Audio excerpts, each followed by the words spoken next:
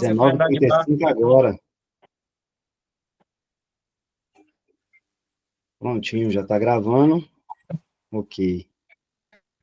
Bom, e assim, para quem... Vocês vão ver que vão entrar pessoas no meio da aula também, mas que não vão pegar o início. Vai ser muito importante esse início, que é toda uma construção de pensamento que eu vou tentar mostrar para vocês aqui. Mas não tem problema.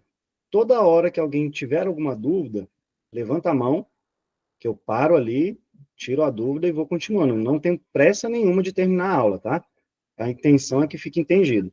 Logicamente que depois, todo mundo que faz parte da mentoria coletiva vai poder tirar as dúvidas assistindo a aula. Quem faz parte da mentoria individual, ela vai, logicamente, assistir a aula também, e depois vai poder ir mais a fundo em algum tema específico que ela tenha, tá? Mas, algum tema específico que na aula eu não possa abordar aqui, porque é muito técnico, alguma coisa, e desprenderia muito tempo, vocês vão poder colocar ali no grupo e todo mundo vai se ajudando, tá certo? Então, qual a ideia? Deixa eu estar entrando aqui, ó. Qual a ideia aqui do início da aula? A gente vai falar sobre blockchain, Bitcoin, e eu vou mostrar para vocês por que Bitcoin é sobre liberdade. A partir do momento que vocês entendem que o Bitcoin é sobre liberdade, é onde vocês vão ter uma tranquilidade imensa de simplesmente não ligar para o preço do Bitcoin em algum momento. É lógico que vocês querem ganhar dinheiro, que vocês querem proteger capital, que vocês querem olhar para um curto prazo também, que é necessário, mas o principal é olhar para o longo prazo e sempre, absolutamente sempre, acumular mais Bitcoins. Por quê? Porque é sobre liberdade e vocês vão ver todos os desprendimentos que ele dá, tá bom? Primeira coisa que eu vou abordar vai ser sobre Web 1, Web 2 e Web 3. É só para que vocês tenham noção do momento do tempo que a gente está em relação a isso, a tecnologia. Então, eu vou separar dessa forma. Em seguida, eu vou falar sobre blockchain, sobre o Bitcoin, falar ali sobre os fundamentos da blockchain, os fundamentos do Bitcoin, vocês vão entender como ele funciona, por que ele existe e tudo mais. E aí, essa aula vai se limitar nesses dois tópicos aqui, que só esses dois tópicos é muita coisa, é bastante coisa mesmo. Eu vou abrir site aqui, vou destrinchar os blocos para vocês, então é muito denso realmente o conteúdo. Depois, em uma outra aula, a partir do momento que vocês entendem a diferença entre Web 1, Web 2, Web 3, fundamentos do Bitcoin e tudo mais, vocês vão começar a entender como que a blockchain também funciona para o dia a dia de vocês, para negócios, modelos de negócio, vou falar aqui as principais tecnologias, vocês vão entender como que funciona a Ethereum também, que aí vocês vão conseguir diferenciar a blockchain do Bitcoin com a blockchain da Ethereum, com de qualquer outra moeda, vocês vão entender sobre isso, mas é em uma outra aula, tá? E uma, não última aula, mas dentro dessa cadeia de informações que a gente tem, vocês vão entender a importância da rede Lightning Network. A rede Lightning Network é a segunda camada do Bitcoin. E aí uma coisa vocês podem anotar, tudo isso que a gente faz hoje, através da Aave, através da Uniswap, e o Bitcoin, de certa forma, funciona como um buraco negro ali, que ele suga tudo que há de bom nas outras redes, entendeu? Então, em algum momento, nós poderemos estar fazendo essa estratégia na segunda camada do Bitcoin. Hoje, já é possível, de certa forma, só que não é tão rentável e é muito difícil tecnicamente. Então, por isso que a gente não faz isso lá, por questão de a questão técnica, a questão de liquidez e tudo mais. Mas a soberania dos nossos dados, dos nossos bitcoins, a gente só tem na camada principal e na segunda camada do Bitcoin também, tá? Então, vamos lá, vamos começar a falar sobre o Bitcoin aqui. Primeiro, eu quero dar uma ideia para vocês sobre o termo Web 1, só para vocês entenderem, porque conforme vocês estão estudando sobre isso, de ouvir alguma coisa ali no YouTube, no Instagram, por várias vezes as pessoas comparam, época do Web 3. Então, nesse momento do tempo, nós estamos, quer dizer, entre 1991 e 2004 é o que a gente tinha ali como se fosse a Web 1. A Web 1 é a primeira utilização da web, onde haviam poucos criadores de conteúdo, né? A maioria dos usuários eram consumidores, né, desses conteúdos, e a gente tinha ali, para quem tem a minha idade, eu tenho 43 anos, então aquela época que você ficava ali na frente do computador ali no chat da UOL, Yahoo, os sites totalmente estáticos, então você simplesmente lia aquilo. Uma informação aparecia na sua tela e você apenas consumia. Você não tinha o poder de interagir necessariamente com aquilo. Então, de uma forma simplista, é assim que se entende sobre o termo Web 1, tá? Já o Web 2 é basicamente o que a gente tem hoje, de 2004 para cá. Então, é a forma mais interativa, qualquer usuário pode ser um criador de conteúdo, empresas como Google, Facebook, X, são monetizadas a partir do uso dos nossos dados, certo? A exploração e a centralização dos nossos dados são essenciais para que a Web 2 funcione. Então, todos os dados, para todo mundo aqui que tem a continha ali no Instagram, no Twitter, tá até o logo antigo aqui no tal do X, né? YouTube e tudo mais, aqueles dados que vocês têm ali não te pertencem, simplesmente não te pertencem. As empresas se monetizam em cima dos seus dados. E tudo bem porque é um acordo. Se eu estou disposto a utilizar aquela plataforma, a plataforma resolve aquele problema ou me gera aquele entretenimento, é um acordo e não tem nada, absolutamente nada de errado nisso. Só que, na Web 2, nós temos alguns problemas que, seja lá qual a profissão que você tem, você vai observar que isso acontece. Por exemplo, a questão de violação e vazamento de dados. Toda e qualquer empresa tem este problema, tá? Toda e qualquer empresa, independente do tamanho. Pode-se afirmar que 100% do CPF dos brasileiros são vazados. Todo mundo aqui tem os dados vazados aí, vai lá na Santa Efigênia, na 25 de março, aqui na Feira do Paraguai, e consegue dados de todo mundo aqui com muita facilidade. Basta pagar. Então, isso é um problema. A partir do momento que você centraliza as informações, o ataque é muito mais fácil. Então, é um grande problema da Web 3, da Web 2. E um outro problema é em relação ao governo poder intervir, controlar e encerrar qualquer um desses aplicativos, certo? Cada país tem a sua soberania, cada país tem a sua regulamentação e etc. E vocês veem acontecendo não só aqui, como em outros países, cada um num grau de gravidade, a questão de você bloquear um aplicativo, de você entender que ele não deve estar naquele país e tudo mais. Então, quando a gente fala sobre liberdade, você não quer que isso aconteça com você. E outra, tem pessoas que se monetizam com isso. Então, uma pessoa que trabalha com o YouTube, que trabalha compartilhando conteúdo, levando conhecimento para as pessoas, ela pode simplesmente, do dia para a noite, às vezes até fazendo algo errado, que pode acontecer também, ela simplesmente acaba com a monetização dela, né? Então, isso é algo muito perigoso e tem que ter um equilíbrio dentro disso. Já o Web3 é isso que a gente tem agora. A gente está vivendo isso hoje, está acontecendo, e é por isso que eu digo para vocês que a gente está no início de tudo. O Web3, vocês vão reparar, todo mundo aqui que criou uma carteira MetaMask, ou que já tinha uma Trezor da vida, ninguém precisou colocar CPF, ninguém precisou colocar endereço, telefone, absolutamente nada. Você é simplesmente um número ali, e as suas informações andam junto com você. Você vai lá para a plataforma da Aave, vai para a plataforma da Uniswap, utiliza aqui o navegador da Brave, você tem outros navegadores que fazem a mesma coisa, né? E na Web3, como os dados te pertencem, como você vai rearquitetar todos os produtos existentes na internet hoje. Tudo, absolutamente tudo que você vê funcionando hoje do meio tradicional é possível de ser rearquitetado através da blockchain. Às vezes não necessário, mas é possível. Por que não necessário? Assim, uns 2 anos atrás, 1 ano atrás, todo mundo falava, não, blockchain para tudo é blockchain. Não necessariamente. Tem pessoas que tem problemas da sociedade que você consegue resolver sem a descentralização. Na verdade, você consegue resolver aquele problema com a centralização, às vezes, tá? A blockchain é só uma tecnologia que ela vai proporcionar transparência para as coisas que vocês querem extrair de valor dali, né? Então, são protocolos de código aberto, dentro de blockchains totalmente transparentes.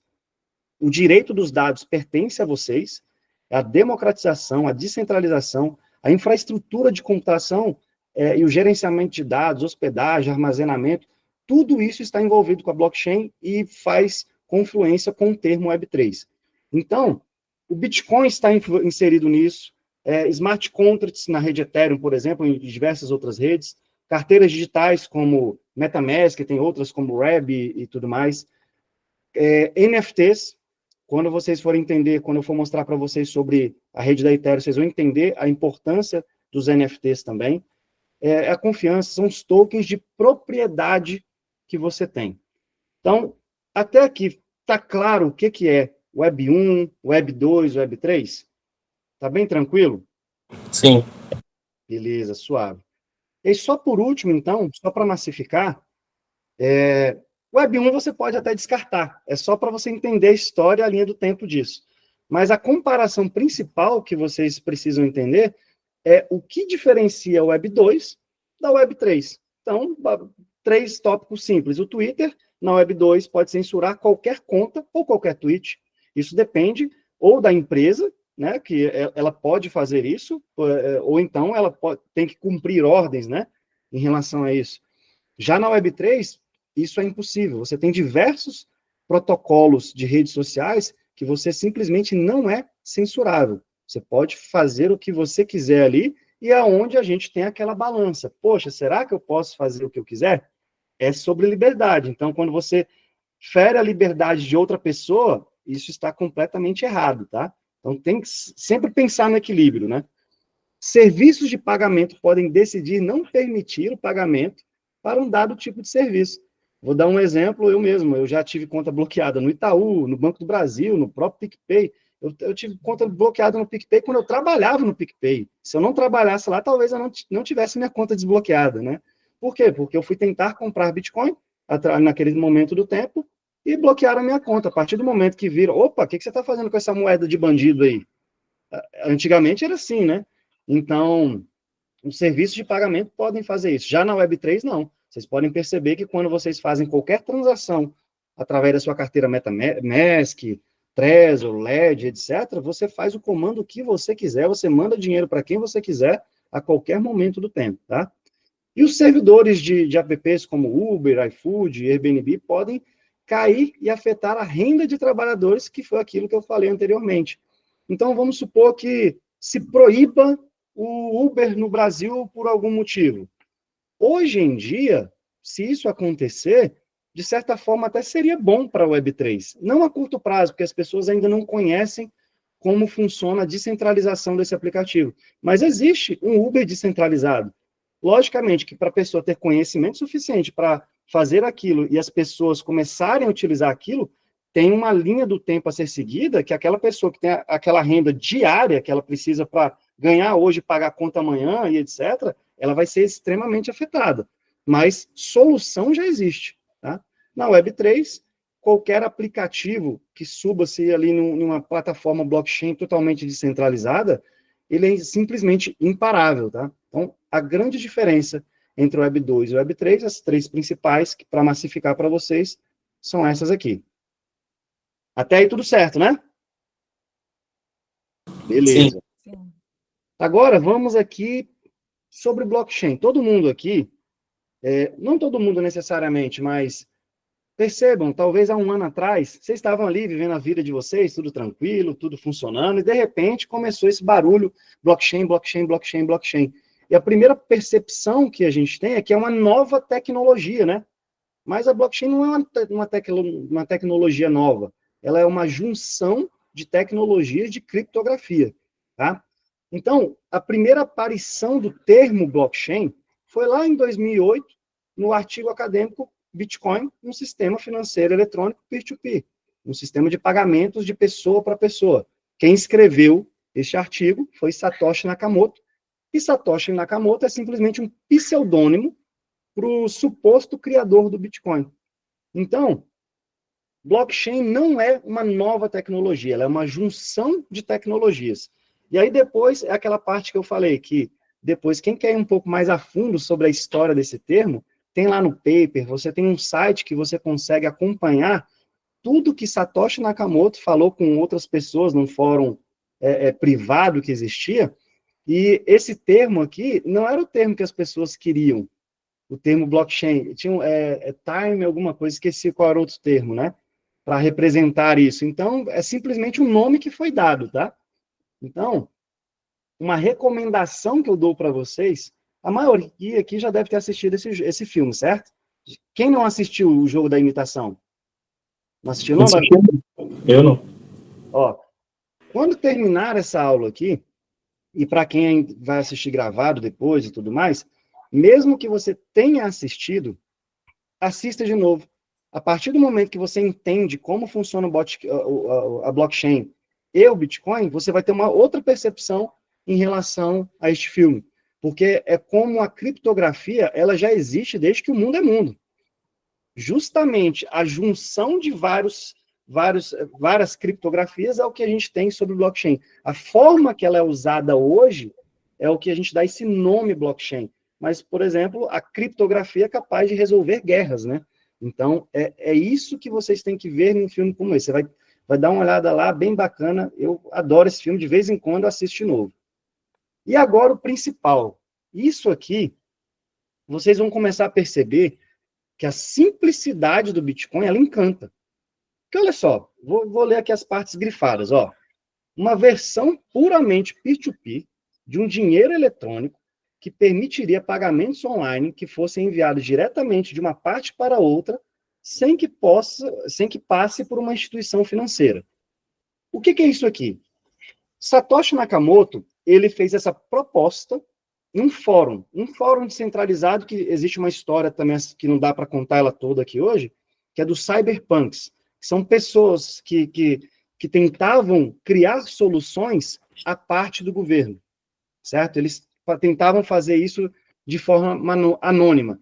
E não é a primeira vez que se tentou criar uma moeda digital ou uma moeda descentralizada. Essa não é a primeira tentativa, já existiram várias. E quando você vai estudar sobre a história do Bitcoin, você vê cada aberração e ideias extremamente inteligentes também, que não deram certo por um simples fato. Sempre todas essas ideias caíam num ponto de centralização. A centralização não permitia que essas moedas continuassem se perpetuando. Então, por isso que o Bitcoin é único. Hoje, muitas pessoas perguntam, o que impede de alguém criar um novo Bitcoin? É praticamente impossível hoje, porque você teria que fazer uma cadeia de fatos acontecer sem que governo nenhum no mundo soubesse, entendeu? Porque aquilo só foi possível naquele momento do tempo porque você não tinha essa possibilidade de informação que a gente tem hoje. Você não tinha uma vigia sobre isso. Então, ele acabou acontecendo de uma forma, digamos, silenciosa, e depois que aconteceu, simplesmente ficou imparável. O Ronan está perguntando sobre a história dos cyberpunks. Cara, é interessantíssimo. Você, quando estuda a história dos cyberpunks, você tem que fazer aquela balança de, poxa, eu tenho que brigar contra o Estado ou eu tenho que me proteger contra o Estado? Os cyberpunks queriam brigar contra o Estado e se proteger ao mesmo tempo. Mas só que, poxa, eu vivo em sociedade, eu não quero problema nenhum com o Estado, meu amigo. Eu quero me proteger dele, eu quero ter o poder de escolha, entendeu? Então, é uma história bem interessante, tem vários vídeos sobre isso, filmes, documentários, que depois eu posso ir passando para vocês também, tá? Então, continuando sobre o paper de Satoshi Nakamoto. A partir do momento que ele colocou isso no fórum, então, outras pessoas que participavam desse fórum falaram, poxa, interessante isso, hein, cara? Como é que isso funcionaria? E aí, foi onde ele escreveu esse paper, e está, por exemplo, aqui mais um termo que simplifica a existência do Bitcoin. Ó. A rede insere data e hora nas transações através de um hash em uma cadeia contínua de prova de trabalho, certo?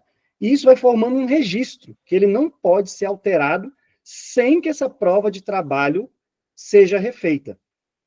Quando a gente lê aqui, parece um pouco confuso, você não consegue formar uma imagem na sua cabeça para ver isso acontecendo. Só que depois eu vou mostrar para vocês isso aqui na prática, vai ficar mais fácil. Mas olha que impressionante. Quando Satoshi escreveu isso, as pessoas entenderam como isso ia funcionar. Poxa, interessante, vamos começar a testar? Eles começaram a trocar ideia ali para fazer os ajustes nisso. E o mais impressionante é que, em 9 páginas, foi criado um sistema global de pagamentos totalmente descentralizado e imparável. São apenas 9 páginas, pessoal. Então, o Bitcoin é simples. De certa forma, é a gente que complica tentando entender um todo. Então, a coisa mais importante que vocês têm a fazer é ler e reler, talvez, aqui o paper para entender isso, tá? Aí, após aquela interação que eles tiveram, olha, talvez fizesse isso aqui, etc., que se formou realmente o white paper do Bitcoin, em 3 de janeiro de 2009, foi minerado o bloco Gênesis do Bitcoin, que é o primeiro bloco do Bitcoin, que lembra que eu estou falando aqui sobre Satoshi Nakamoto, mas ninguém sabe se é realmente essa a imagem dele. Essa é a imagem que se popularizou. Eu nem sei se esse cara existe realmente, coitado dele se existe, deve ser muito abordado, né? Parece que com o Satoshi o pessoal deve abordar. Então, o Satoshi, ele, ao fazer a primeira transação, ele fez algo muito impressionante. Era a segunda vez na história que os governos estavam salvando os bancos. E aí, um ponto de atenção. Aqui hoje, não dá tempo de explicar a história do dinheiro para vocês. Tem diversos documentários e tudo mais que vocês podem ir a fundo sobre a história do dinheiro. Mas, basicamente, absolutamente nenhum banco no mundo tem liquidez o suficiente mediante os depósitos que as pessoas fazem ali. E o sistema financeiro funciona dessa forma, entendeu? Aqui o Bitcoin, ele não tem, ele tem, na verdade, a ambição de destruir por completo o sistema fiduciário tradicional. Mas vai acabar que o sistema fiduciário tradicional, ele vai ter que se adaptar ao Bitcoin, devido a um simples fato, escassez. Por quê? Quando um banco quebra, que foi o que aconteceu isso lá em 2008, por várias, vocês devem lembrar da crise de 2008, um governo pode chegar ali e imprimir dinheiro, tem diversas formas de imprimir dinheiro, tá? Não só aquela da Casa do Papel da Moeda, essa eu acho que nem acontece hoje em dia mais. Ele vai lá e salva o banco. Basicamente, quem está pagando para salvar esse banco somos nós, através dos nossos impostos e tudo mais. Então, o que ele fez? Ele foi lá, pegou exatamente essa reportagem aqui e colocou no bloco Gênesis do Bitcoin. Vou mostrar aqui agora para vocês. Espera aí. Deixa eu voltar aqui. Espera aí. Nós vamos voltar aqui agora. Deixa eu botar. Nós vamos consultar a primeira transação do Bitcoin na história. E olha como é que é simples, ó. Esse site aqui é o da Mempool. Isso aqui são as transações do Bitcoin acontecendo em tempo real e você pode observar absolutamente todas as transações que ocorreram na história. Então, como o bloco Gênesis é o bloco 0, eu vou digitar aqui apenas o número do bloco, ó, 0, e vou dar Enter. Pronto, buscou. Tá vendo aqui, ó? Há 16 anos atrás, este foi o bloco. Depois, daqui para frente, vocês vão entender o que é um bloco e tudo mais, tá? Só estou te mostrando aqui exatamente o que aconteceu. Então, Satoshi Nakamoto minerou esse primeiro bloco.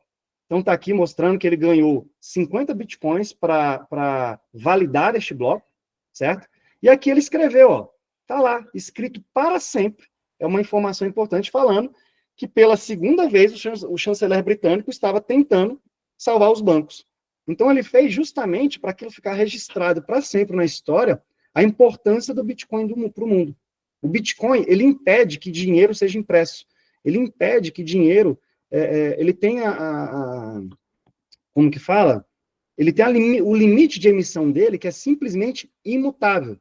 Então, depois desse bloco Gênesis, foi acontecendo o segundo, o terceiro, todos os blocos, absolutamente todos os blocos da história, são acompanhados aqui por esse site da Mempool. A Mempool, você pode fazer várias coisas aqui, tá? Não vou destrinchar todas, mas basicamente você vê todos os blocos do Bitcoin em tempo real. Ó. A gente está conversando aqui, ó, e estão acontecendo transações, ó, a todo momento, tá? Tem um outro também que, na hora que eu for explicar sobre mineração, que é este deixa eu ver aqui, esse aqui, ó, que ele vai mostrar de uma forma mais visual como acontece a mineração, que é esse daqui, ó, que vai mostrando como se fosse um Tetris ali, a mineração do Bitcoin, tá bom? Mas vamos voltar ali para a apresentação, para eu mostrar para vocês. Deixa eu ver qual a página que eu estava aqui para voltar. Como que chama esse último aí? Eu vou mandar esses links para vocês quando eu subir esse vídeo. Todos os links vão estar ali também, tá bom? Mas um é Mempool e o outro é do Bitfeed, alguma coisa assim. Deixa eu ver qual a página aqui. Nessa aqui, na 10. Ok. Deixa eu voltar aqui. Apresentar. Só voltar para lá. Até aqui está dando para entender, né? Sim. Beleza. Então, vamos lá. Para eu poder explicar sobre a mineração, como ela funciona e tudo mais, eu quero explicar e vou exemplificar como funciona a blockchain também. Então, o que é blockchain? A blockchain é a tecnologia por trás do Bitcoin. O Bitcoin representa apenas uma parte do que é possível realizar na blockchain, tá? Então, em torno disso é possível um funcionamento de uma rede sem uma autoridade central que permite o armazenamento de informações de uma forma totalmente imutável. Então, olha só, faz de conta que o Satoshi Nakamoto quisesse deixar uma frase registrada para que todo mundo soubesse e que todas as pessoas do mundo soubessem que foi ele que escreveu aquilo. Como que ele teria que fazer da forma antiga? Ele teria que recorrer talvez a um cartório, né? Fazer a assinatura lá e tudo mais. Ou seja, algum ente centralizado ia ter que registrar aquilo e apagar as taxas lá do cartório e tudo bem. Mas você concorda que nem todas as pessoas do mundo teriam acesso àquela informação? Ou aquela informação também poderia ser manipulada de alguma forma, ela tem um poder de manipulação. Então, a blockchain é uma maneira que você tem de imortalizar informações de uma forma muito barata. Mais barata do que um próprio cartório. Então, vamos fazer aqui uma... Deixa eu pegar aqui. Vamos fazer uma brincadeira aqui, ao vivo, de simular a blockchain. Blockchain, cadeia de blocos, certo? Então, você tem um bloco que ele sempre acompanha a informação do bloco anterior. Eu gosto de fazer uma analogia com o banco imobiliário, porque acaba que na mente de todo mundo fica mais fácil de entender. Então, todo mundo aqui jogou banco imobiliário anteriormente. Então, pense, vocês lembram que nas brincadeiras de família e de amigos sempre dava uma confusão, né? No final, o cara chegava, não, eu tinha mais dinheiro, não, eu tinha menos dinheiro, não, esse terreno era meu. Sempre ficava essa confusão, porque você estava ali no divertimento e você não tinha tanta preocupação em dar transparência, né? Olha só como é que a gente resolveria esse problema do banco imobiliário de uma forma muito simples. Poderia combinar, faz de conta que eu sou o banco e estou brincando aqui com a Liliane, com a Ju, com o Jorge, todo mundo aqui da sala, estou brincando de banco imobiliário. Eu vou fazer um combinado com vocês. Vou falar, olha só, todas as transações, toda hora que eu der dinheiro para você, eu receber um troco, qualquer coisa assim, eu quero que todo mundo anote aquela informação. Então, se por um acaso, em algum momento, aquela informação tiver uma informação incorreta ali, vai ser identificada pelo restante. Entendeu? Porque ele não tem interesse em receber uma informação incorreta. A blockchain funciona mais ou menos dessa forma. Então, assim, ó, faz de conta que isso aqui é o bloco Gênesis do Bitcoin, é o primeiro bloco, certo? E aqui eu estou dando um comando, não é exatamente assim que você manda uma transação de Bitcoin, mas é para vocês entenderem como funciona a blockchain. Então, eu vou colocar aqui, ó, enviando um BTC. Deixa eu ver quem está com cara aqui que quer ganhar um Bitcoin, por exemplo. Ó. Ah, esse sou eu. É você, Davi? Ó, vou dar um Bitcoin para o Davi. Ó. Para Davi. Ó. Você mais humilde, manda só meio. Né? Ó, vou botar esse ponto aqui que vocês vão ver. Ó. Vocês viram que conforme eu estou escrevendo, aqui embaixo, ó, o hash vai mudando? Ó. O hash é uma informação única, tá? Então, coloquei aqui. Faz de conta que essa é a informação que eu quero colocar. A partir do momento que eu envio essa informação para a rede, vou clicar aqui em minerar, tá? Isso vai ser replicado para a rede. Então, ó, enviei a informação. Aí um outro computador em qualquer lugar do mundo vai receber essa informação. Ele não precisa dizer que aquela informação é correta ou errada. Ele só precisa identificar aquela informação. Então, ele identificou, a informação que eu recebi é essa. Aí um terceiro computador, a mesma coisa. Vai receber essa informação. Ó. Você vê que é uma cadeia de blocos. E todos os hashes, eles vão se identificando. Ó. Este hash aqui, ele tem agora aqui nesse bloco um hash prévio. Certo? Ó, é exatamente este número. Aí já o outro seguinte aqui, pegou este número, identificou aqui e criou um novo hash. E assim vai, infinitamente. Beleza. Então, cadeia de blocos de blockchain. O que acontece se eu tentar alterar essa informação? Vou tirar um ponto aqui só, ó. Pronto, já invalidou. O simples fato de eu tentar mudar a informação já invalida aquele hash. Ou seja, aquela informação que eu falei lá no início. Para que a gente coloque uma informação na blockchain, ela não é possível sem uma nova prova de trabalho. Isso é a proteção que a blockchain dá, certo? Então, não é possível você criar uma informação igual a outra ou alterar uma informação no meio do caminho. Então, a blockchain funciona de uma forma muito simplificada dessa forma. Então, faz de conta que esse aqui é o meu computador, esse aqui do Matheus, esse aqui de Ricardo, esse aqui de Alessandro, e assim vai. Cada computador no mundo faz isso. Então, vamos supor que aqui na frente, depois de passado lá milhares de computadores, eu tentasse alterar aquelas informações anteriores. Eu teria que pegar uma cópia de todos esses computadores. Eu teria que confiscar todos esses computadores para conseguir alterar uma informação. Então, a proteção da informação que está dentro da blockchain, seja do Bitcoin ou qualquer outra blockchain, está na descentralização, na impossibilidade de você confiscar ou conseguir, ou valer a pena monetariamente você pegar aqueles computadores ou qualquer dispositivo que está gerando aquela informação. Essa parte aqui é a principal para a gente avançar para o próximo passo. Alguém não entendeu isso aqui? Se não entendeu, pode levantar a mão que eu vou dar outros exemplos. Todo mundo entendeu direitinho mesmo? Beleza? Entendeu, Matheus? Certinho? Beleza? Liliane? Boa. Moacir, tudo bom, Moacir? Deu para pegar essa parte tranquilo? Certo. Luciana, que entrou agora também. Luciana, você mesmo que está entrando um pouco agora no Bitcoin, entendeu essa parte? Ah, é programadora, vai entender mais fácil. Eu entrei agora na aula, eu entrei atrasadinha, mas estou pegando aí a ideia. Legal. Então, basicamente, a blockchain é uma cadeia de blocos em que você não pode alterar informações sem uma nova prova de trabalho. Então, vamos voltar lá para a apresentação. Beleza? Então, cadê? Deixa eu botar aqui apresentando maior. Beleza. Então, como que a blockchain funciona? Vocês viram ali de uma forma visual, mas de uma forma falada aqui, é semelhante a um grande livro-razão que funciona na cadeia de blocos. A identidade de um bloco, ela é anexada ao próximo protocolo. Vocês viram que lá que tinha um número chamado nonce. Aquele nonce é a identidade de cada bloco, certo? E essa cadeia será validada pelos próximos players. Então, para realizar uma transação, é preciso uma assinatura privada. Então, vocês lembram que toda vez que vocês vão aprovar uma transação, seja na MetaMask, na Trezor, etc., vocês têm que dar um comando, vocês têm que dar um aceite. Aquilo é como se você estivesse fazendo a sua assinatura lá no cartório e concordando com aquilo. E a partir do momento que você concorda com aquilo, você não pode mais voltar atrás.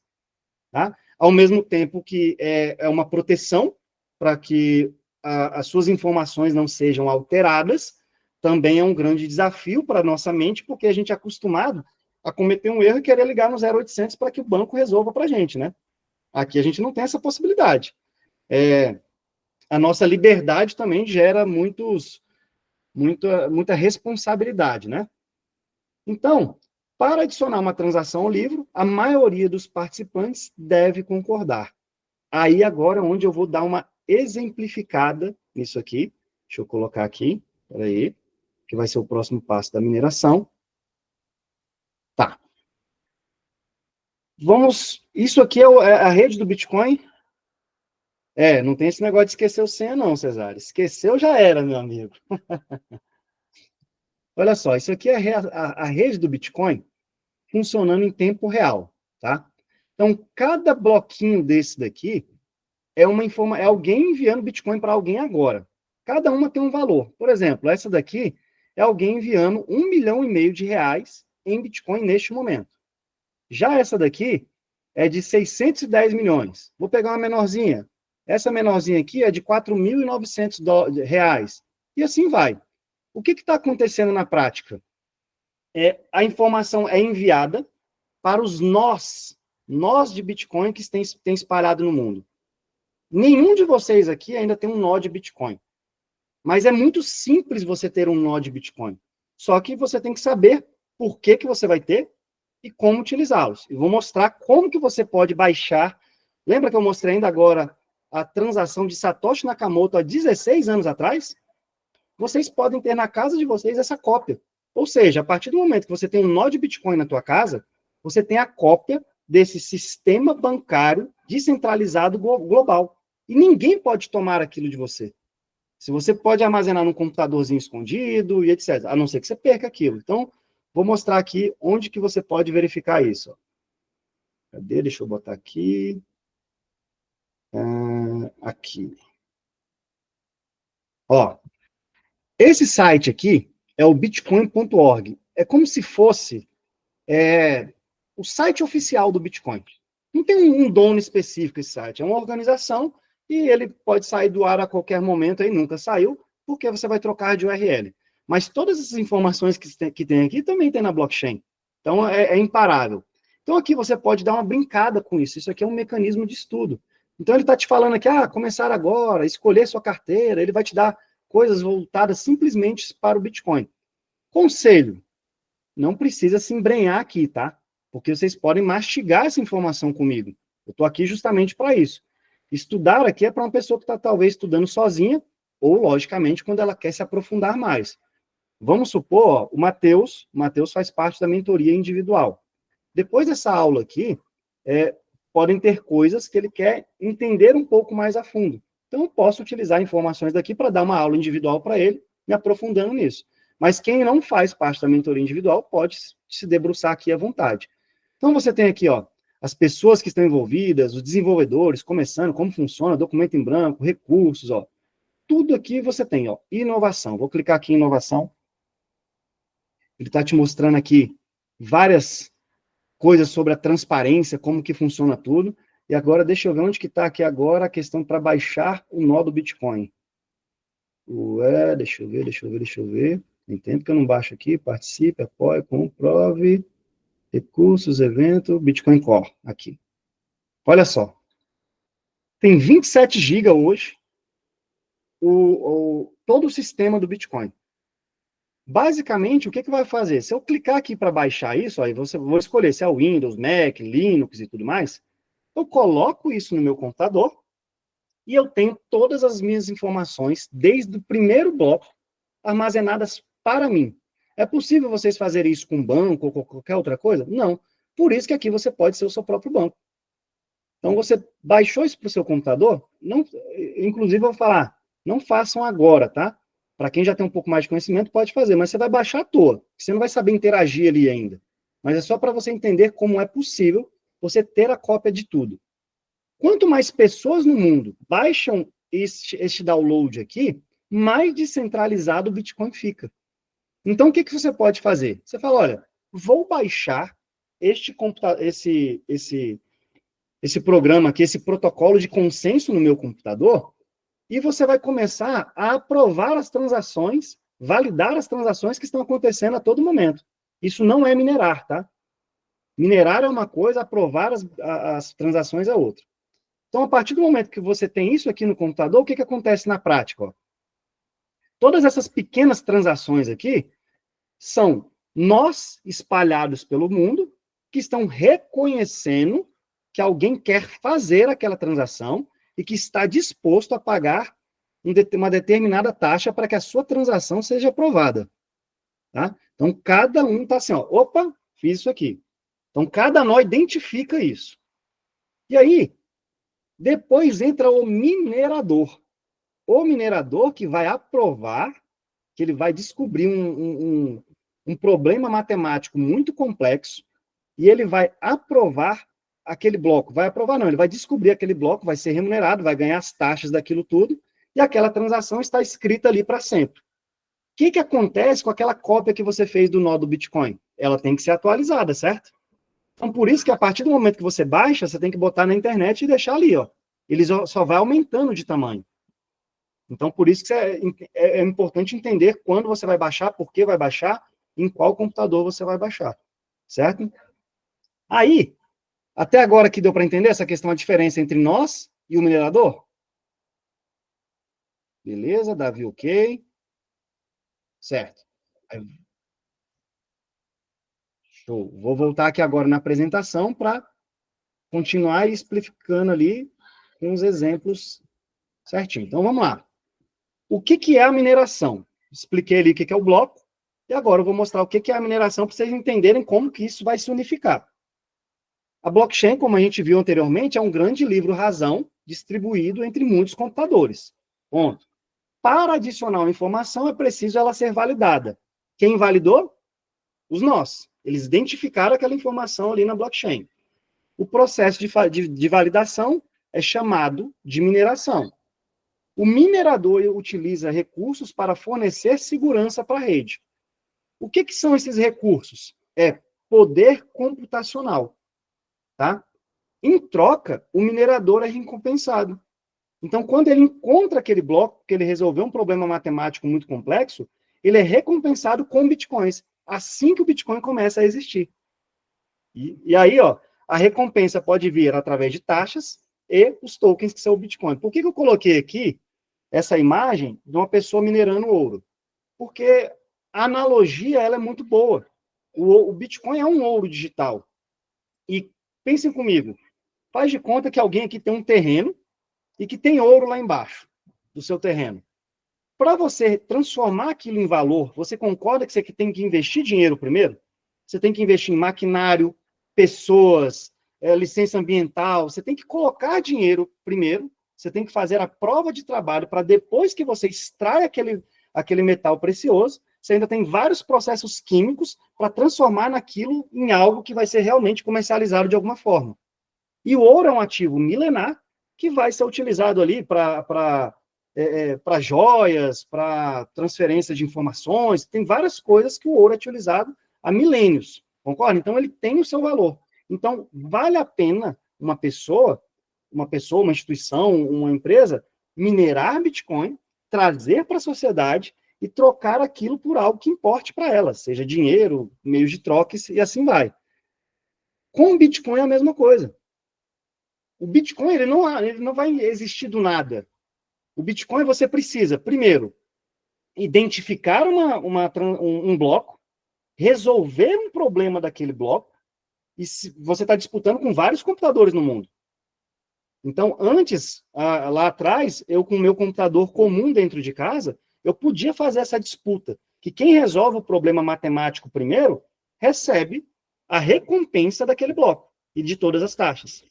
Conforme o tempo vai passando, isso vai se modificando. Tanto o poder computacional vai aumentando, certo? Quanto a dificuldade de encontrar esse problema matemático também vai aumentando. A dificuldade ela vai se adequando conforme o tempo passa. Eu também vou mostrar isso para vocês aqui, dentro de um site que mostra isso. Então, olha só um pouquinho para falar com a minha filha aqui. Tudo bem, princesa? A gente tá brincando de polícia ladrão, não sei para onde eu vou estar, então preste tudo, tá? Tá bom, então. Pode ir lá brincar. Subindo, descendo, tá? Tá certo, então. Meu Beijo. celular tá aqui em casa porque tá sem bateria. Tá bom. Rodrigo, só Não tenho nada. Pode falar que eu te chamo depois. Pode uma falar. pergunta. Na época que eu estava na faculdade, não vou falar quando, né? Mas tem um tempinho. Tinha um companheiro meu que ele fazia a mineração, porque lá era mais frio e tal. Perfeito. E ele falou que já hoje, na época, quando eu saí da faculdade, já não era mais viável. Então, pode-se dizer que por causa disso, então as empresas maiores estão tomando conta dessa parte da mineração e a parte individual, particular, né, privada, né, domiciliar, vamos dizer assim, está deixando de minerar, então. Exatamente.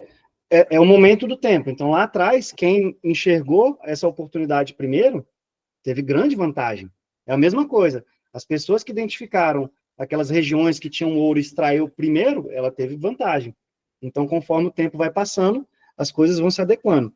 Hoje, você não vale a pena pelo que você vai desprender de valor que você vai pagar no maquinário muito potente e no custo de energia que você vai ter para minerar Bitcoin, você vai passar anos para talvez conseguir um dia, talvez, aprovar um bloco. E naquele momento que for aprovado o bloco, talvez o custo que você teve ao longo do tempo não vale a pena pela quantidade de bitcoins que você vai receber, independente do preço que ele estiver naquele momento, entendeu? Então, você vai ver que muitas notícias acontecem sobre o Bitcoin, de falar, o Bitcoin gasta muita energia.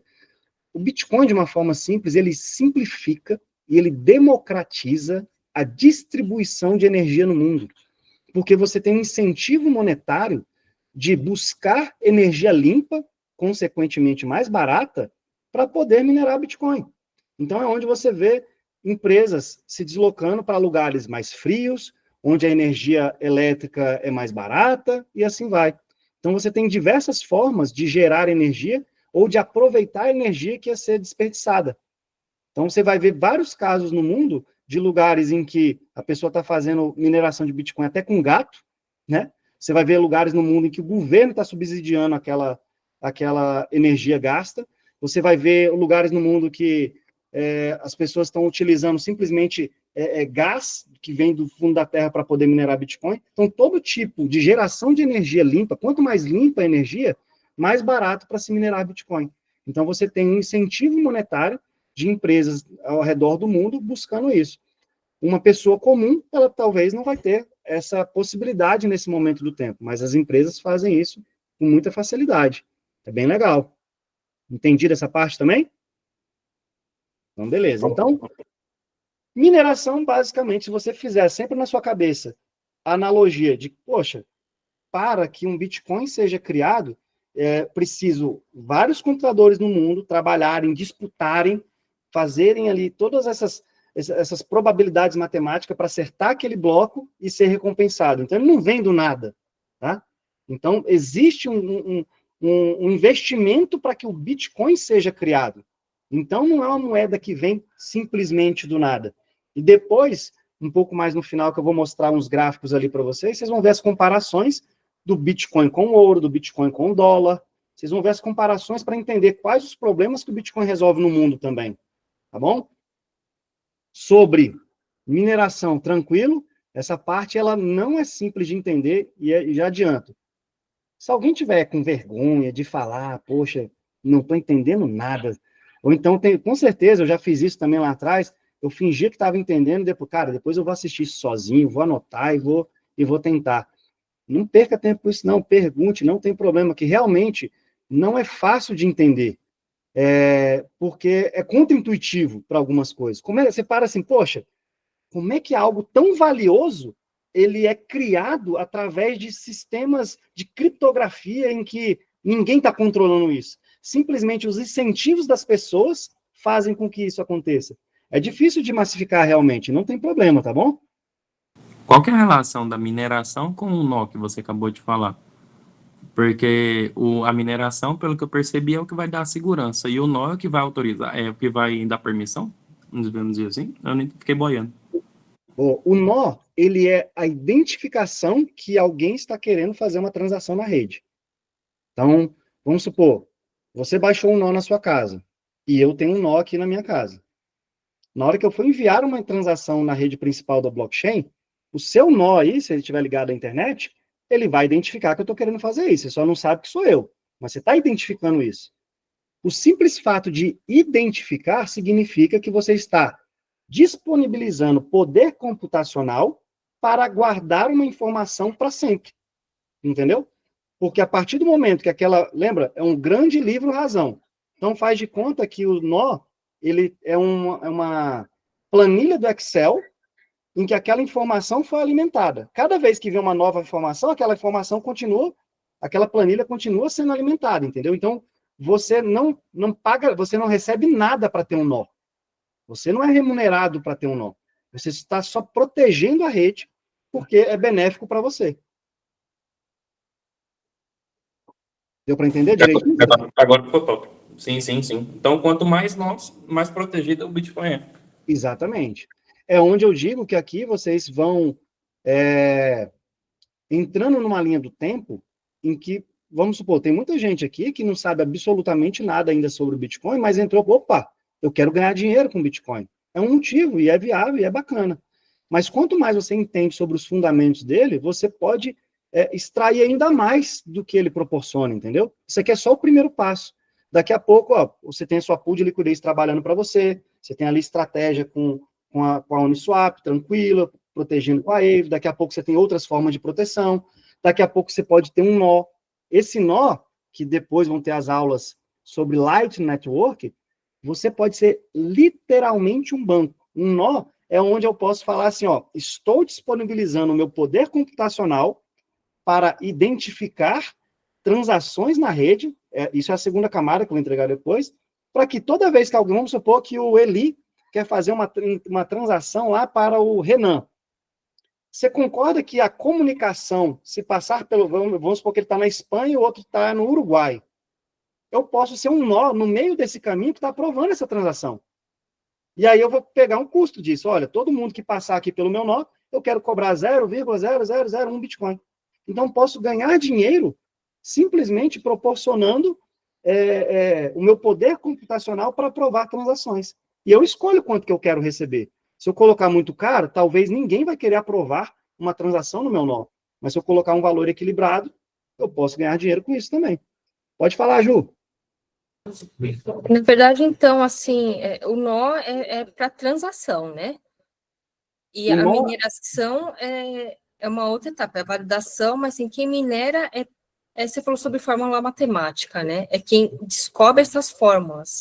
Perfeito. Mas enquanto não encontra, não acha a fórmula, não recebe nada. Exatamente. Aí vai para fazer a mineração, isso?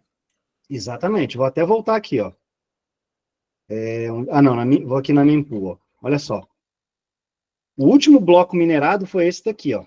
Há 14 minutos atrás, tá? Esse último bloco aqui, ele está mostrando a quantidade de transações que ele recebeu ali dentro, que ele aprovou. Foram 3.662 transações.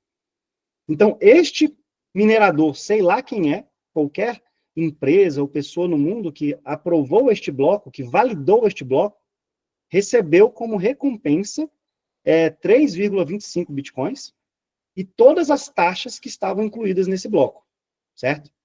E aí, naquele momento que aquelas transações foram efetivadas. Enquanto está ali naquele bloco, ó, tudo que está aqui dentro desse bloco neste momento, as transações estão aqui, mas elas não foram validadas ainda. Ou seja, quem está enviando dinheiro aqui, Bitcoin, para outra pessoa, ó, não validou ainda não. Quem está enviando está aguardando aquele bloco ser aprovado para aquela transação se efetivar. É aí onde você encontra, você pergunta assim, poxa, por que a taxa de transação do Bitcoin antes eu paguei $1 e agora eu estou pagando 30, e depois 14, depois 20, depois 100? Oferta e demanda. O minerador tem por interesse aprovar as transações que estão pagando mais caro naquele momento.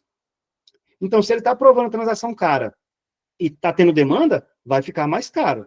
Se aquela demanda começa a cair, as transações também começam a cair por oferta e demanda sempre. E isso vai se equilibrando, entendeu? Então, o minerador, ele tem a obrigação, né, de tentar achar aquele problema matemático. Os outros mineradores que não acharam aquele bloco, simplesmente não são remunerados, eles continuam na disputa. Deu para entender direitinho, Ju? Boa. Fala aí, Matheus.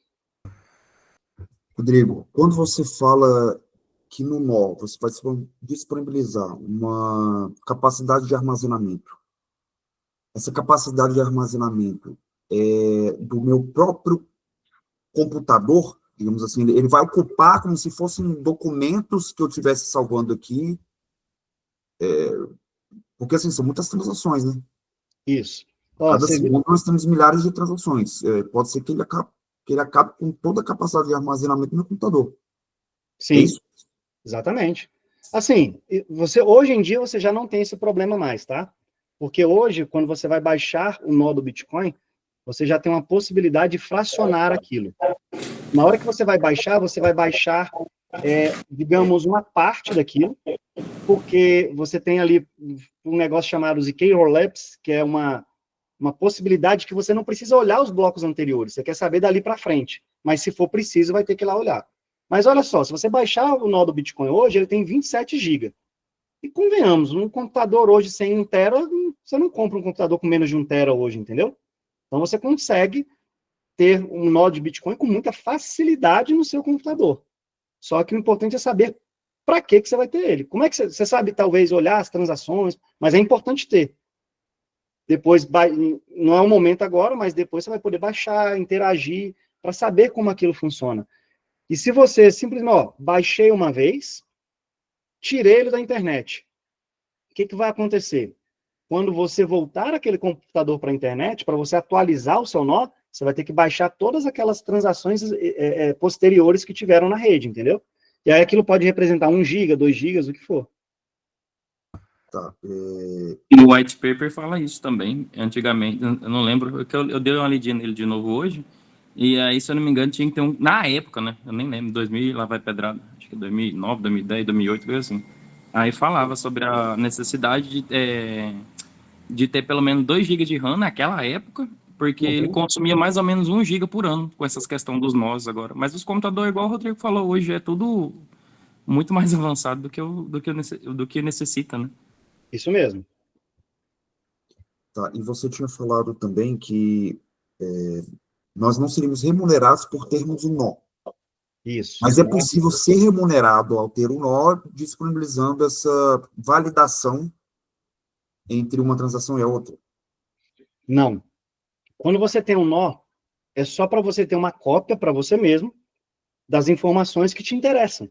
Se você tem Bitcoin, você te interessa saber como que está a rede, certo? Então você tem aquela, ao mesmo tempo que cada pessoa que tem um nó, você está protegendo a rede por livre e espontânea vontade e interesse daquela rede descentralizada, certo?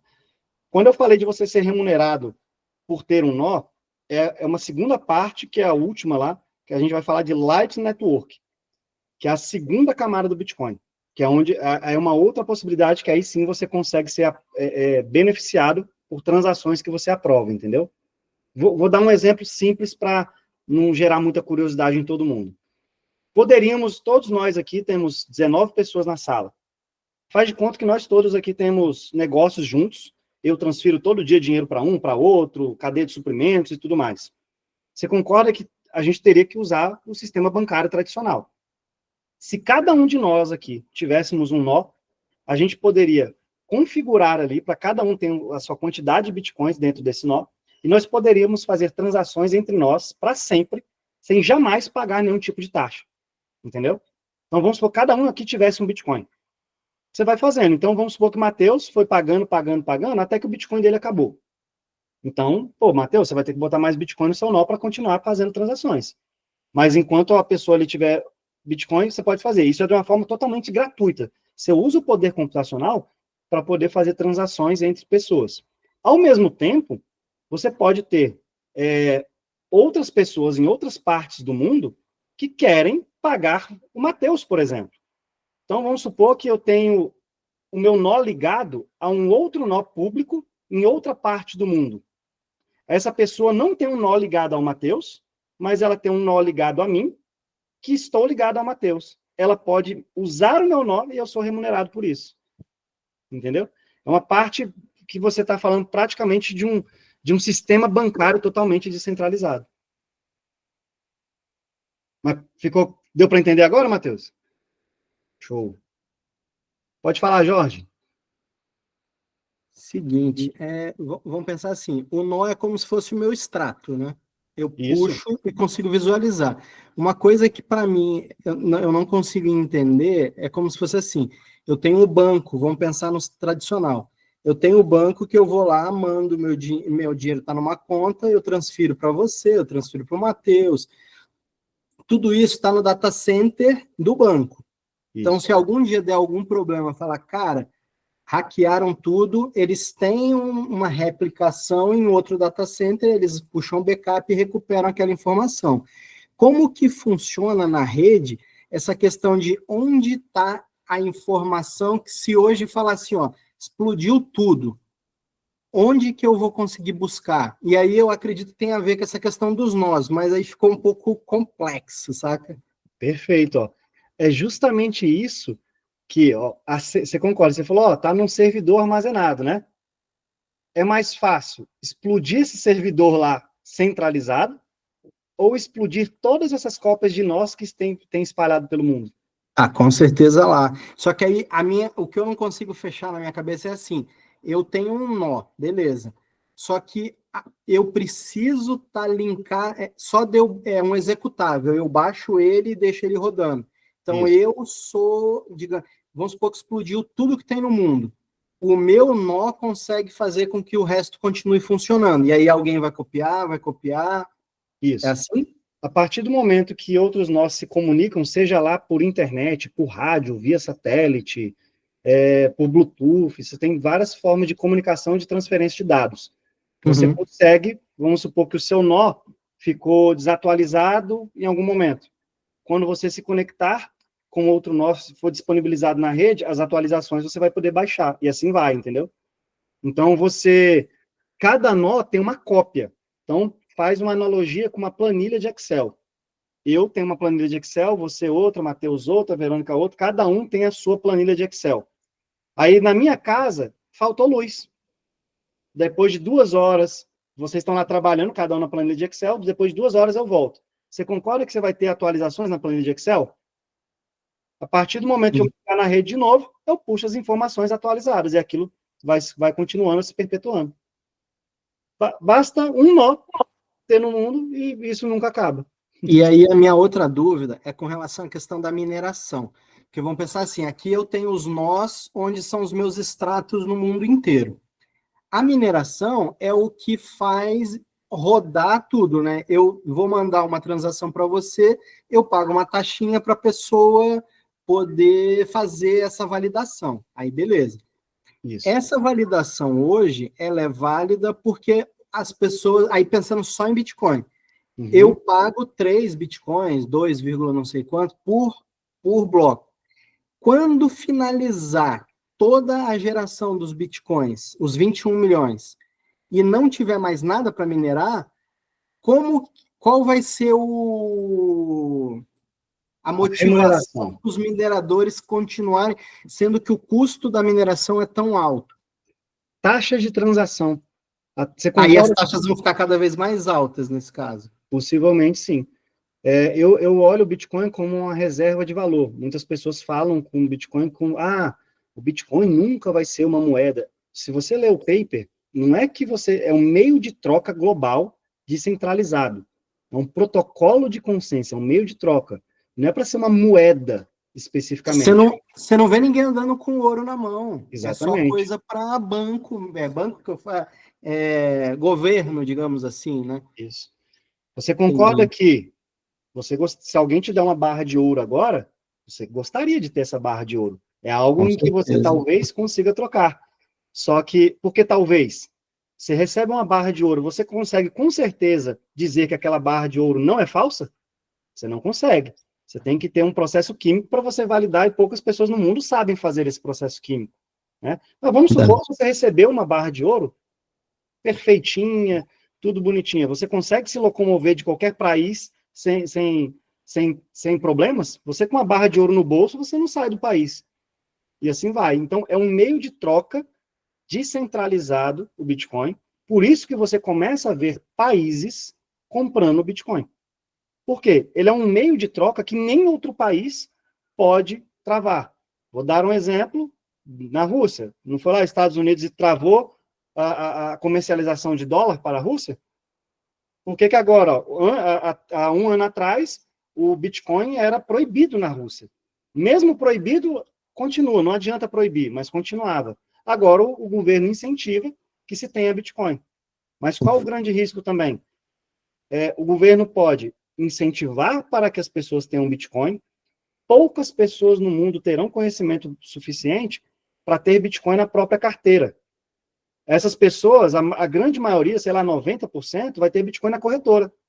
Então, aquele país, não, vem para cá, eu aprovo Bitcoin aqui, tudo certo.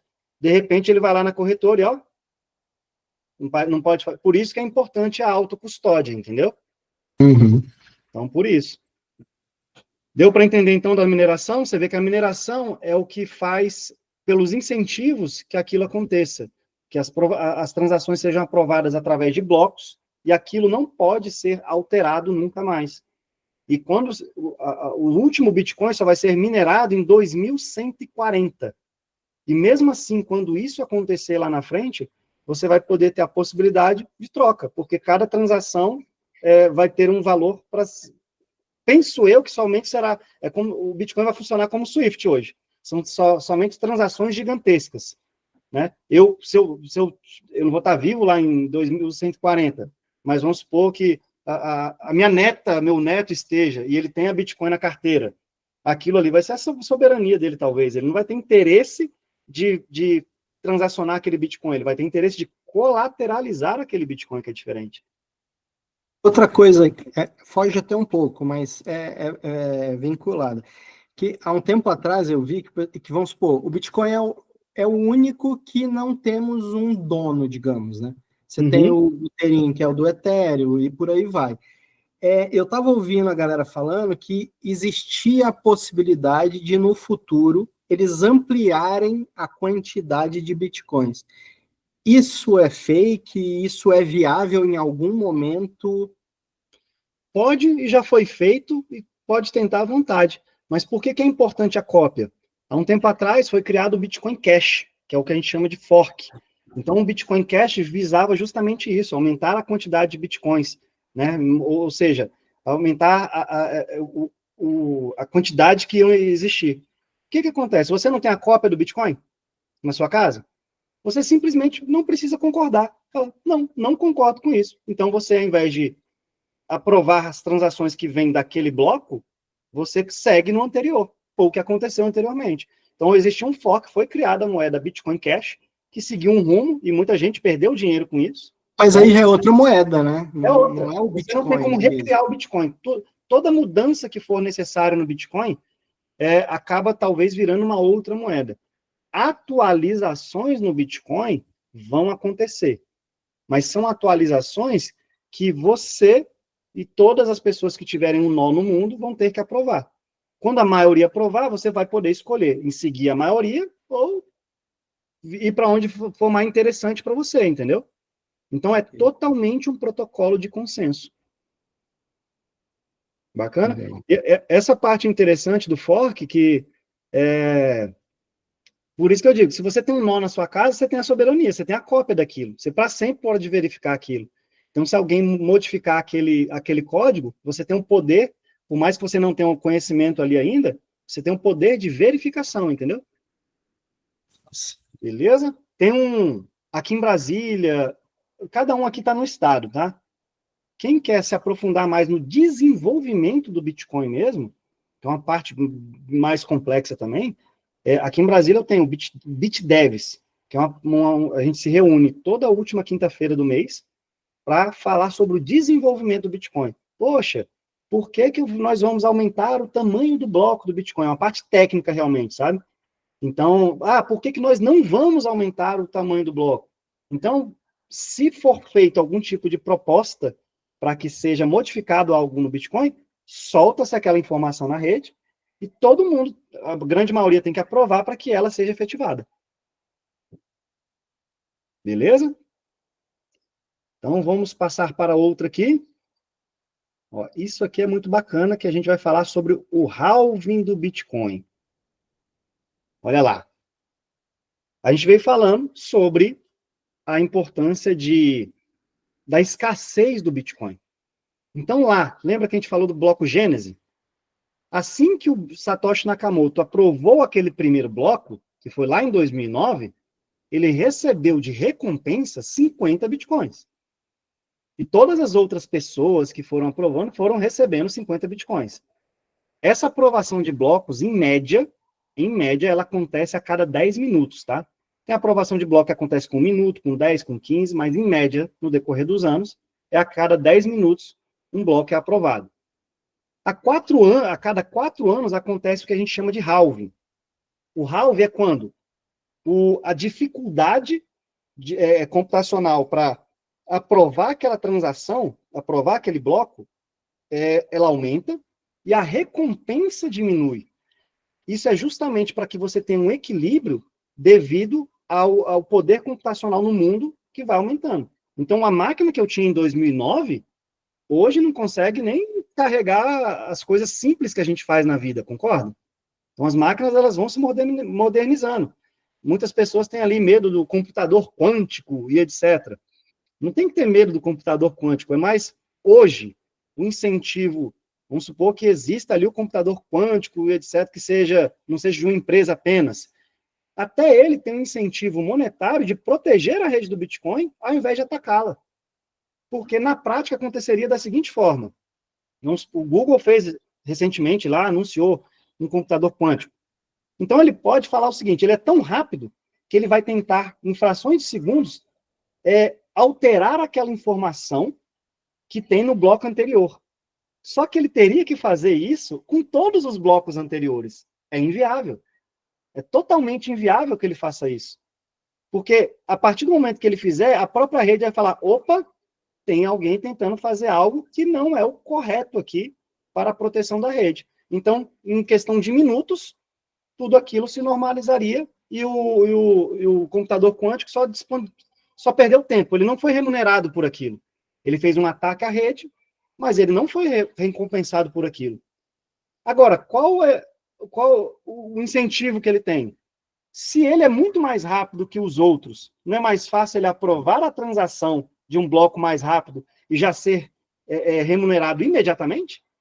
Então, ele tem um incentivo de proteger ao invés de atacar. Logicamente que eu estou falando desse momento do tempo.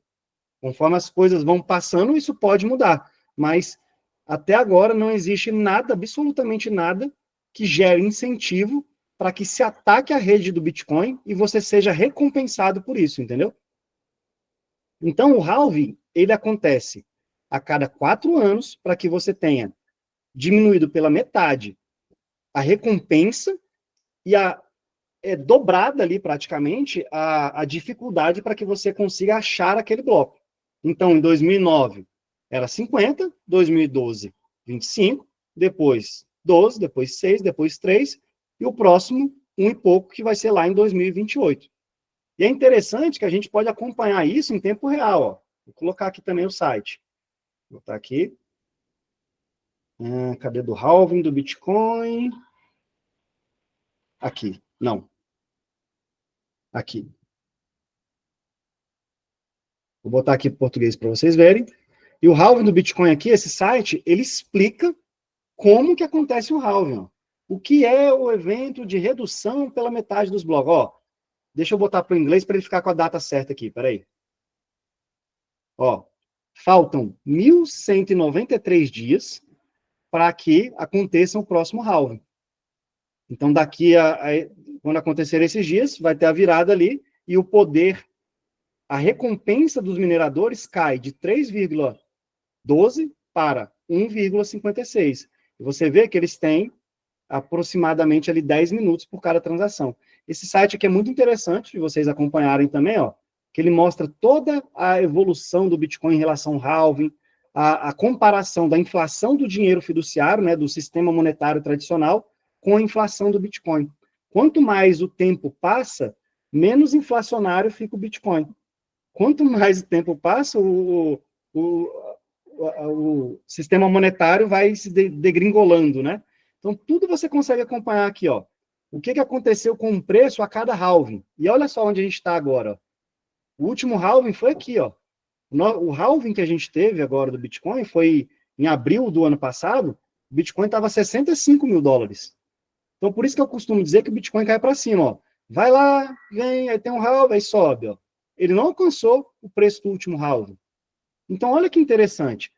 Matematicamente, lógico que isso não é uma certeza absoluta, mas por probabilidades, dificilmente a gente volta de novo em 65 mil. Tá cheio de gente aqui que comprou Bitcoin a 20. Comprou Bitcoin a 20. E aí você tem ali, pô, eu tenho um ativo que não volta mais para 65 mil, talvez, porque nunca aconteceu de ter um halving e o preço voltar exatamente para o preço daquele halving. Ó. Nunca aconteceu, ó. Tá vendo? O gráfico vai te mostrando isso. E aqui ele vai te dando todas as informações que você pode ver sobre Bitcoin. Repito, são informações, às vezes, chatas. Muitos de vocês não querem saber sobre isso. Mas eu estou mostrando como você pode se aprofundar. Quem se aprofundar, vem aqui, destrincha, brinca, tira dúvida, que vai ser muito interessante. Mas quem não precisa, só precisa saber o conceito. Por que o halving acontece e o que acontece quando cada um faz aquela virada de chave ali. Tá bom? Super entendido sobre o halving também? É por isso que nós temos nesse momento do tempo aí de altas, né? Pós-halving é sempre assim que acontece. Então, vamos colocar aqui de novo, quase finalizando. E essa parte aqui é muito bacana, que as pessoas, para que serve o Bitcoin? O Bitcoin, eu não quero ter o Bitcoin não, porque eu vou comprar Bitcoin para vender o Bitcoin ali em cima.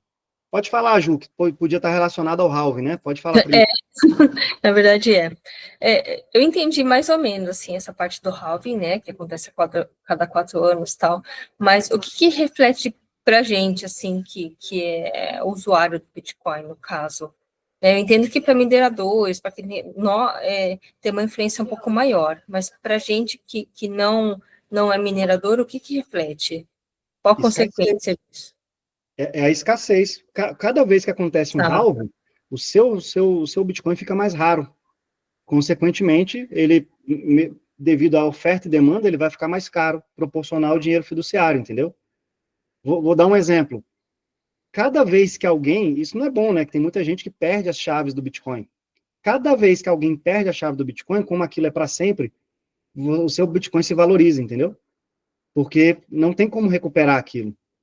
Então, tanto o halving quanto as pessoas perdendo as chaves de Bitcoin, deixa o seu Bitcoin mais raro, consequentemente mais caro, quando você compara com qualquer moeda fiduciária.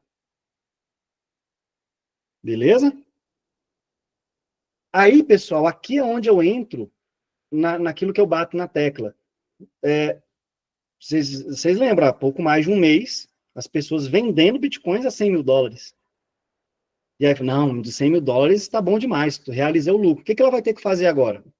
Ela vai ter que cavalgar de novo, ficar esperando baixar e tudo mais, para ter Bitcoin novamente. Por que eu vou querer me desfazer de Bitcoin, sendo que ele praticamente gabarita tudo que eu quero para proteger o meu poder de compra para sempre? Então, olha só, o ouro, ele é escasso? Ele é escasso. O dólar é escasso? De jeito nenhum. O dólar, eu costumo dizer que o lastro dele são os portas-aviões dos Estados Unidos. Os Estados Unidos pode imprimir dólares à vontade. E ele é o último impactado. Como o mundo é baseado no dólar, os Estados Unidos pode começar a soltar títulos americanos, tem diversas formas de fazer isso, e que ele é o último impactado nisso. É ótimo para ele de manter esse poder global.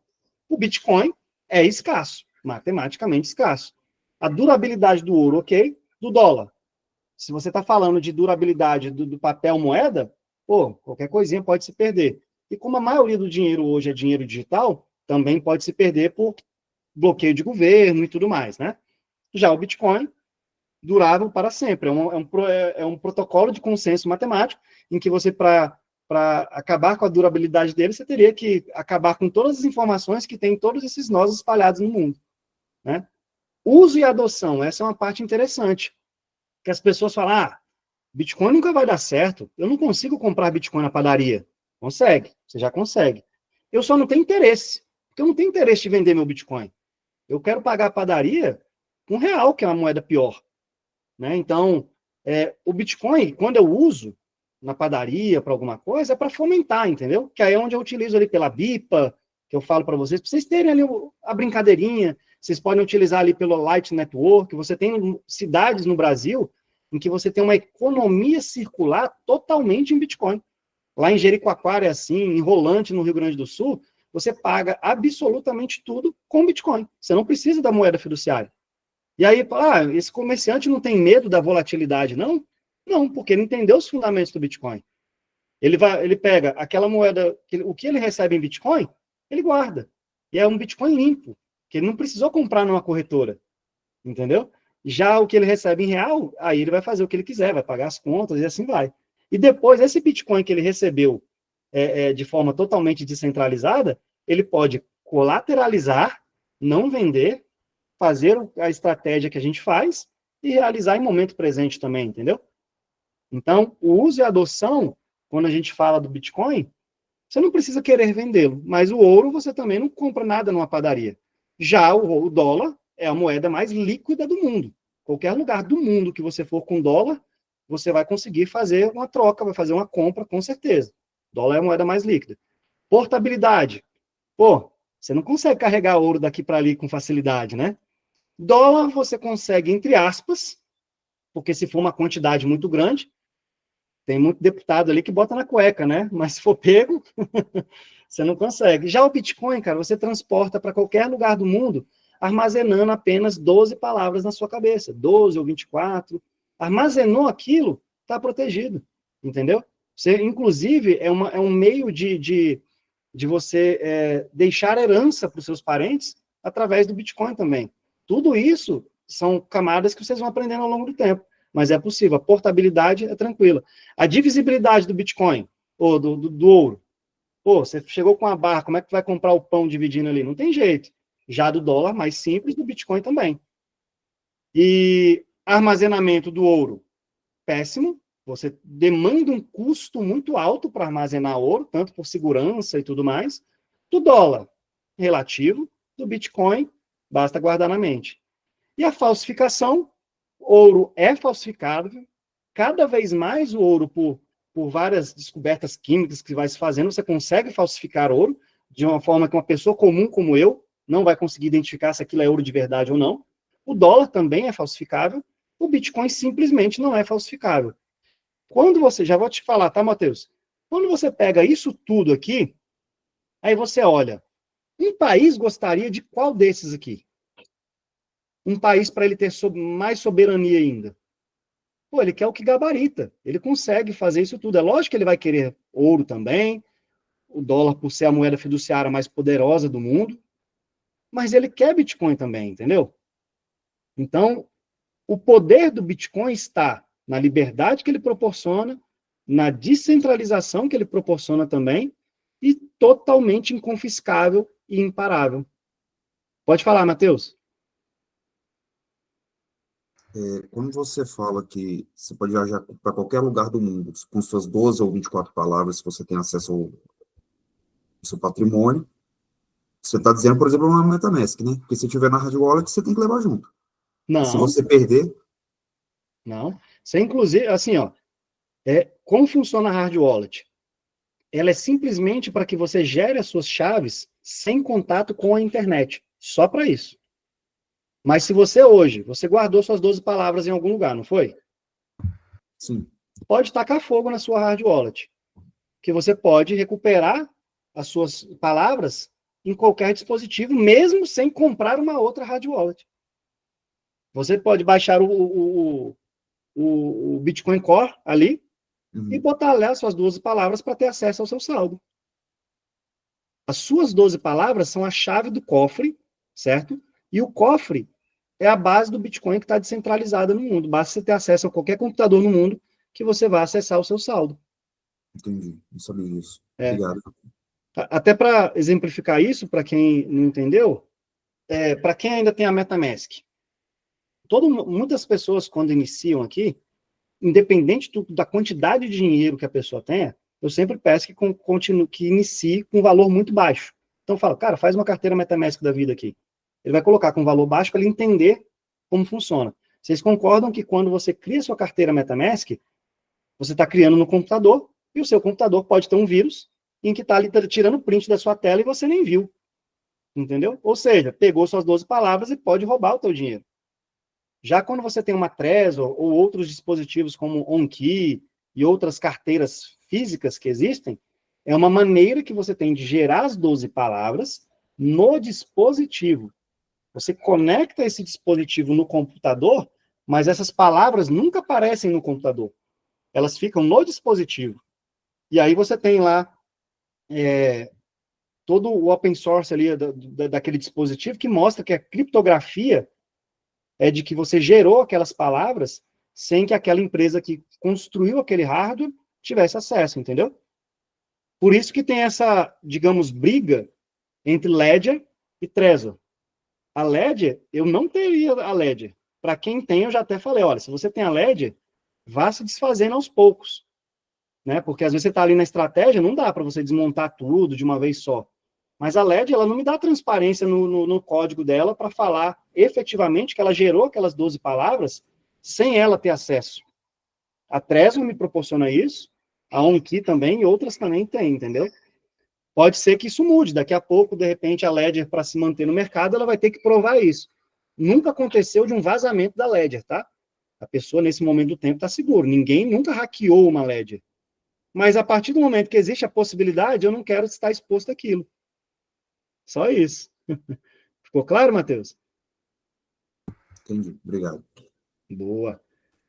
Então, pessoal, em relação ao funcionamento do Bitcoin, é isso, é onde você entende, começa a raciocinar ali por que a gente nunca vende Bitcoin ali na Eve. Eu não estou falando que vocês não devem vender de jeito nenhum, porque depende de cada objetivo que você tem de uma carteira. Se é uma carteira para longo prazo, vai. Tem gente que faz a estratégia, poxa, eu quero fazer, daqui a um ano eu vou viajar, eu vou fazer essa estratégia para eu proteger o meu poder de compra, para daqui a um ano eu utilizar aquele dinheiro todo para viajar. Então, você pode vender seu Bitcoin, mas você tinha um objetivo para aquele dinheiro. Agora, se você pensa a longo prazo, que é o melhor, você pode ir fazendo uma aqui, outra aqui, uma para cada objetivo. Isso é tão interessante que é uma sucessão patrimonial também que você pode fazer, totalmente gratuita. Vou dar um exemplo muito simples. Moacir, você tem quantos filhos mesmo, Moacir? 2 filhos. 2 filhos. Moa tem lá os 2 filhos dele. Hoje, se Deus o livre acontecer alguma coisa com o Moacir, ele vai receber, os filhos dele vão receber a herança dele no meio tradicional. Mas se ele quiser deixar isso em Bitcoin, como é que ele teria uma segurança de realmente receber, os filhos dele receberem aquilo? Ele pode pegar as 12 palavras dele, olha que interessante, e colocar em um cartório com um advogado e escrever lá as 12 palavras, desde que ele tenha feito uma passphrase, né? Então, essa passphrase que ele vai ter, ele pode falar para os filhos, falar, olha, a passphrase pode ser uma música que ele goste. Falar, olha, se acontecer alguma coisa com o papai, vai chegar um advogado aqui, ele vai estar no testamento lá 12 palavras. Você tem que colocar, sabe aquela música que só eu e você sabemos, aquele poema, alguma coisa? A chave daquilo vai ser aquele poema. Então ele vai conseguir destravar toda aquela riqueza e ninguém vai poder ter acesso àquilo, mesmo tendo as 12 palavras. Entendeu? Então é uma sucessão patrimonial muito interessante. Você tem diversas outras formas de chegar um e-mail para o teu filho, para a tua esposa, tem diversas formas de você fazer isso. Alguém aqui já fez isso? Ou ainda não? Olha aí. Cadê o Alessandro? O Alessandro, talvez, né, Alessandro? Eu já deixei no cofre já, explicado como é que vai funcionar. Exatamente. E por último, pessoal, coisas interessantes que vocês vão pegando depois. Poxa, Rodrigo, como é que eu gero uma chave do Bitcoin ali na carteira on-chain da vida? É tão impressionante, pessoal, que dá para você gerar com dados. Você pode pegar 2 dados, aí você vai lá e baixa lá todas as palavras possíveis que existem no Bitcoin, vai jogando dado, demora, é chato, né? Mas é totalmente offline. A entropia que gera daquilo ali, você joga dados e você vai conseguir formar as 12 palavras que geram aquela carteira para você. Quando você gasta com uma Ledger e etc., com uma Trezor ou o que for, é por comodidade, entendeu? Então você tem o poder da informação totalmente descentralizada de uma forma totalmente sensacional. Fechado? Deixa eu botar vocês aqui na página principal. Todo mundo entendeu 100% mesmo? Show. Sei não, hein? 92. Sei não, mas deu para ter uma boa ideia. Deu para dar uma noção, né? Mas vocês vão ver que agora, quando você monta ali a sua pool de liquidez, em alguns momentos, você vai raciocinando um pouco, entendendo melhor o quanto é importante do longo prazo, em que, nesse momento do tempo, não vale a pena range curto, fato, não vale. Faz range curto é só se você quiser tentar a sorte, você está fazendo trade, quando você está fazendo o range curto. Em outros momentos do tempo, talvez vai valer a pena, porque ele lateraliza durante tanto tempo, às vezes, no ano de 2022, por vários momentos, eu fiquei em range de diferença de $1.000 apenas. O Bitcoin, para se movimentar $1.000, estava levando 3 meses, entendeu? Aí tudo bem, mas é um momento do mercado. Agora, de jeito nenhum. Vocês já pararam para perceber que, do dia 1º de janeiro para cá, o Bitcoin subiu quase 8% já. É lógico que ele pode retornar, mas olha o poder disso. Agora, nesse momento, vocês veem que, se vocês fizerem as contas, nesse feriado, geraram pouquíssimas taxas. Foi bem suave. Mas quando você tem assim, a média no ano, é sensacional. Então, comecem o ano vendo ali tudo que vocês coletaram no ano anterior, aí é onde somente vocês podem fazer a balança. Ah, Rodrigo, eu tiro o dinheiro lá da minha Selic para colocar aqui, você tem um poder de escolha agora. Você está vendo os fundamentos daquilo e você vai poder fazer aquilo pelas suas decisões, não porque eu estou mandando. Eu jamais vou mandar você fazer. Eu mostro aqui o que eu faço com o meu, mas vocês jamais devem pegar dinheiro alto, colocar em risco o patrimônio da sua família somente acreditando em mim. Sempre reforço, não acreditem em mim, verifiquem, viu? Tá certo? Então, ó, quem quiser ajudar aí também depois, postar isso aqui, dar o printzinho, colocar na rede social ali, sempre ajuda. Eu continuo fazendo aquele filtro, vocês veem que eu ainda não... Eu tenho um produto aqui que é um produto de escala, que eu posso vender um curso gravado para várias pessoas de uma vez só. Isso dá muito dinheiro, mas ao mesmo tempo é muito perigoso. Eu não quero esse karma comigo, da pessoa achando, 5% ao mês, acho que vai ficar rica do dia para a noite. Eu ainda continuo selecionando, deixando raiz aqui, vocês são raízes disso, depois que isso vai se perpetuar, com coisas mais simples. Quando a pessoa conseguir interagir com aqueles protocolos de uma maneira um pouco mais simples também, entendeu? E a próxima aula, que devo fazer dentro de janeiro ainda, é onde, olha, entendi os fundamentos do Bitcoin. Pô, Rodrigo, e aí? O que tem a ver Ethereum com isso? Aí vocês vão entender por que existe Ethereum, quais os problemas que ela resolve. Ela é centralizada de fato, mas ela não é uma moeda ruim por isso. A centralização, ela não é totalmente ruim. O Bitcoin é como se fosse o Pelé das criptos. O restante é o resto. Tá bom? Então, deixa eu pegar aqui e tirar uma fotinha de vocês. A maioria deve estar aí, um com criança no colo e tudo mais, mas quem não puder não tem problema. Mas quem puder, se quiser abrir a câmera, tá Minha tranquilo. câmera está com problema, ela não está abrindo. Teve uma atualização no Windows aqui. Aí Essas atualizações, hein? Tem Photoshop, Lu. Não é nada, programadora, botou Brincando. isolante na câmera. Pois a minha não está ligando. Eu acho que eu vou ter que reiniciar depois o computador para ver se volta a funcionar. Não, mas é sossegado. Ó, podem preparar aí e foto, ó. Deixa eu pegar aqui e vou botar lá para vocês. Vou colocar até o horário aqui também. Pronto. Quem não saiu bonito, que recorra ao Photoshop depois. Deixa eu botar aqui antes que eu perca ela. Quero ver quem não sai sorrindo. Bitcoin tá explodindo, hein? Já bateu 100 de novo. Tá subindo de novo, né, cara? Tá uma maravilha. Foda E, pessoal, que tô igual a Ju, queria que mantesse ali por causa da BIPA. vou parar aqui a gravação agora. E aí, quem tiver alguma... Eu fico mais um pouquinho para quem tiver alguma dúvida um pouco mais específica. E aí eu posso ficar mais uns 10, 15 minutinhos, mas vou parar a gravação agora, tá bom? Espera aí.